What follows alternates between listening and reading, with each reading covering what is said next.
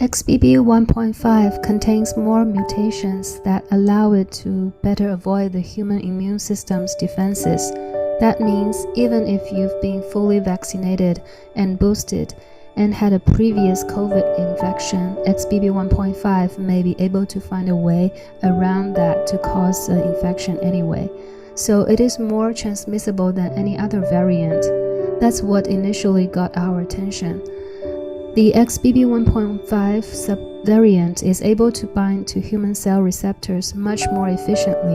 So while previous variants took about 4 to 6 weeks to spread widely enough to become one of the most frequently found strains among confirmed cases, this one only took a couple of weeks.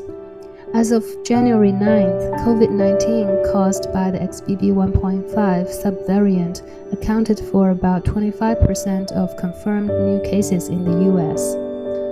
It's too early to say for sure, but XBB.1.5 doesn't appear to cause more severe illnesses than previous COVID-19 strains. It's probably not going to be as bad as the Delta variant, since we're not seeing higher rates of severe infection or hospitalization so far. Absolutely, getting a COVID-19 booster is still highly recommended. But remember, the goal of COVID-19 vaccines and boosters is not only to prevent infection. That would be unrealistic.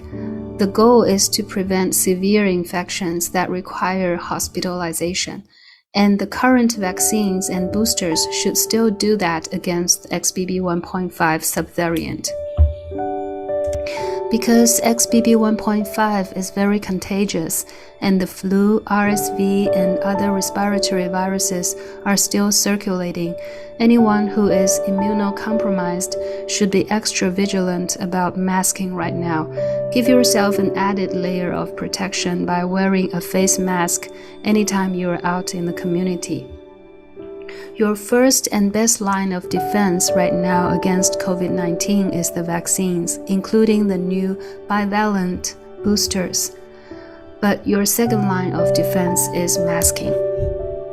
XBB.1.5 is highly transmissible and possibly the most transmissible subvariant so far, based on lab studies. That's due to the specific mutations this one acquired, which make it much more contagious. That's why patients should make sure they're fully vaccinated and boosted. That way, if you do catch it, you may still get sick, but you probably won't die or be hospitalized. And even partial protection against severe infection and hospitalization is better than none.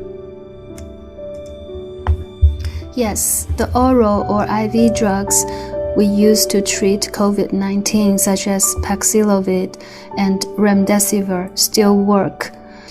The monoclonal antibodies used to prevent infections, such as Evusheld, don't work as well against XBB.1.5, but we're not using those anymore anyway.